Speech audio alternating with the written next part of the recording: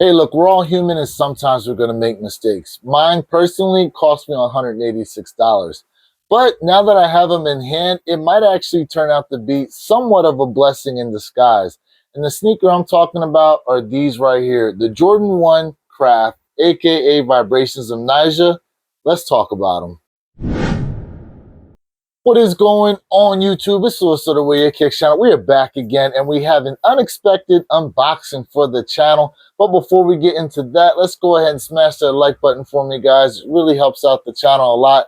I'd be very appreciative if you do so. If you are new to the channel, welcome. Hit that subscriber button, click that notification bell, so you can be notified every time I drop one of these videos. And if this is not the first time you've seen one of my videos and you have yet to subscribe, come on and join what it is we have going on over here, because once we do hit that 1,000 subscriber milestone, I will be doing a special sneaker giveaway to commemorate that.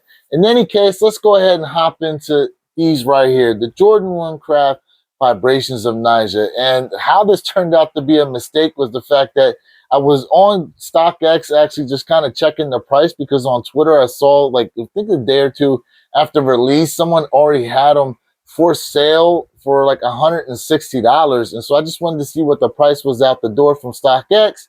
And somehow, sliding off of the page, I also hit the submit payment button as well, because I got a notification from PayPal saying, thank you for your $186 payment. And I was like, wait a second, what the heck did I buy? And I had to go look, and yeah, that's how I ended up with these. So since we have them here on the channel, let's go ahead and give them the proper unboxing. And this is the box you actually get with the Jordan 1 Vibrations of Naija. And I do have to say, Nike has really been killing it as far as matching the coloring of the boxes to the theme of the sneakers. Well, this in particular, we have this like vanilla cream looking kind of color here to the box, and then the Nike and swoosh are in white. But let's go ahead and read this label real quick. And it says here, Air Jordan 1 Retro High OG Craft, Sail Pale Vanilla Black. And here you go, guys. That is the label for you. And let me go ahead and pop the sneakers back out.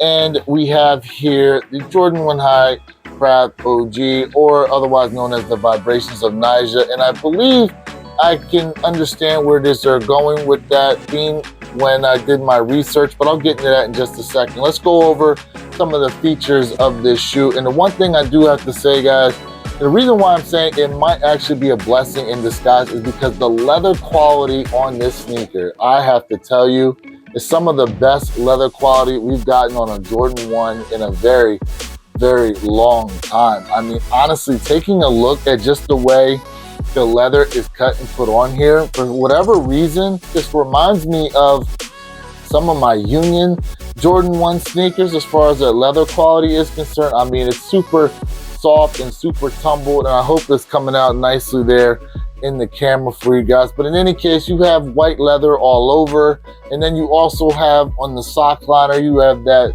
sail vanilla on the inside there. Looking down at the foot pad, now I don't know why they listed black on here, except for the fact that you have black down written on the insole foot pad in the Nike Air, and then you also have black in this fibrous material that's here around the collar and on the swoosh. Now, I'm not really sure what that material is, but I do have a theory, and I'll get to that in just a second. But you also have a sail midsole, and then going around to the outsole, you have this vanilla colored outsole that matches the sock liner as well. And then you have rope laces, and this is what initially comes here pre-laced in the sneaker. And then let me go ahead and give you a shot at the other shoe. Now here I went ahead and took the extra set of white laces that come in the white lace box and gave it to you on the left sneaker. And I want to go ahead and give you guys a look at what both of them look like with each one of the laces in there. Now, me personally, when I first saw this, I thought that the sail laces were going to look the best.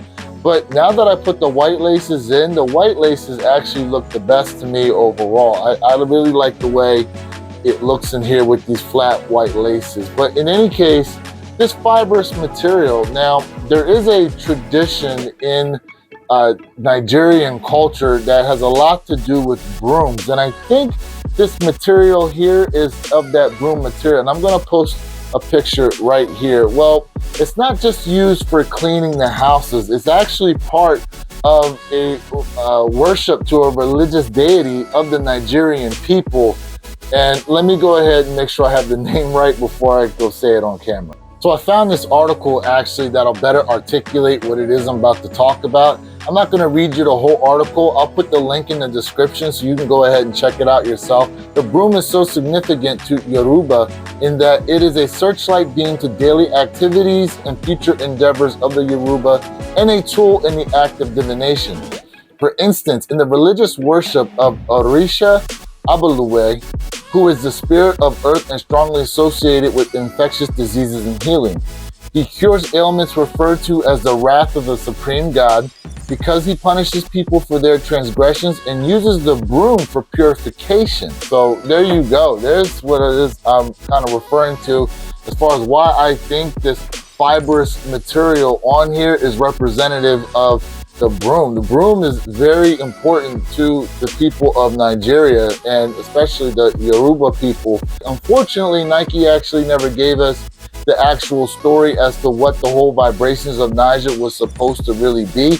But the fact that Naija does mean Nigerian, I believe that maybe my theory kind of lends itself to a little more credence to that fact. So I don't know, until Nike actually comes out and gives us the true story as to what that whole Vibrations of Naija was supposed to mean, it's all going to be left up to speculation. But in any case, I do have to say, while this was a mistake and I never intended to buy the shoes, I do have to give credit where credit is due, because this has some crazy nice leather on the sneaker, and it's really crazy that you can get this for below retail. Now, a lot of people out there aren't really going to be feeling an all-white sneaker because obviously these can get dirty really easily, and so that's going to affect people's perception as far as wanting to go after a shoe or not. But if you're someone who's about how good the materials are that you get on your sneakers, you cannot go wrong with this. And the fact that they're super cheap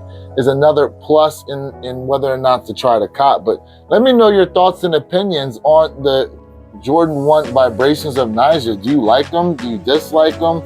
I mean, I do have to say there wasn't a lot of hype and much notoriety behind this sneaker, and I don't even believe they actually released on the Snkrs app. So that just goes to show you how much Nike even cared about putting these out there. Now, we'll just have to, as I stated earlier, kind of speculate where it was they were going with these, but I'd love to hear your opinions. It's always fun to interact with you in the comments. In any case, this is Lewis of the Wear Your Kicks channel, reminding you that every day is a great day to wear your kicks.